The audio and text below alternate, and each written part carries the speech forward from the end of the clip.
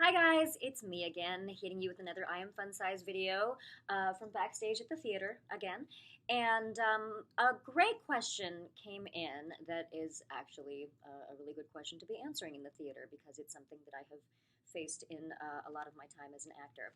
Someone asked, what do you do if you have taken on a project or if you're a performer, a role or some kind of job, and as you're working on it, you discover that you are not actually meeting your own expectations, that maybe you overestimated yourself, or that maybe you bit off a little more than you could chew, or that you're just not, up to the par, up to the level that you want to be.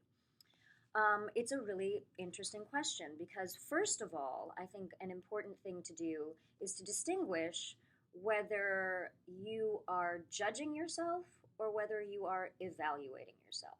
And here's what I feel the difference is. I don't know if, Webster's dictionary would say this, but this is how I feel about it.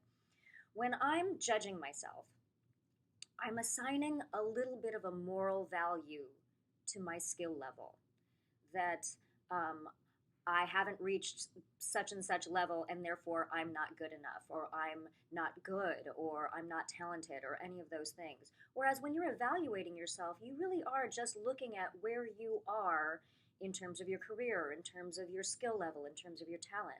Evaluation is a vital part of doing anything and of being good at anything and of learning any skill because you always want to see where you are and where you can go and where you've been, right? You always want to know what level you're at so you know how to get to the next level.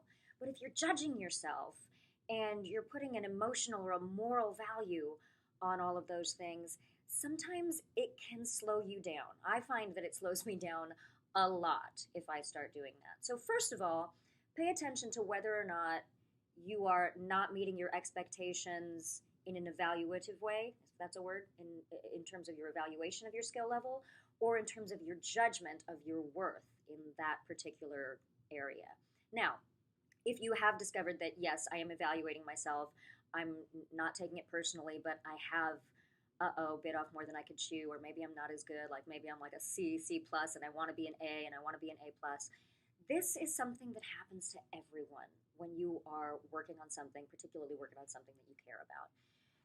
Very few of us start out as an A plus at a skill when we start out. I talked about this a little bit in my conversation with Caroline in one of the previous videos.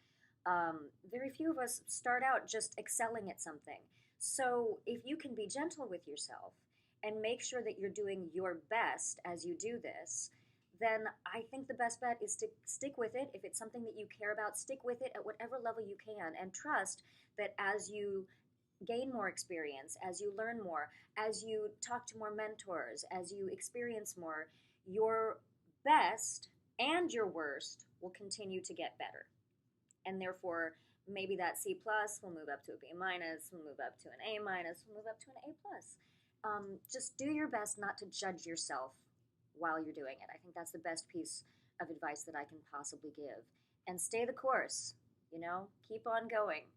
Every inventor, every person who's accomplished anything of worth in this world had to stay the course, had to work hard, had to persist through difficult times, and that is a little bit of fun-sized wisdom for you for today. Please send more of your questions or comments or anything to me at Anjali at IamFunsize.com. Remember, it's I am fun size, not I am fun sized. There's a distinguishing characteristic there.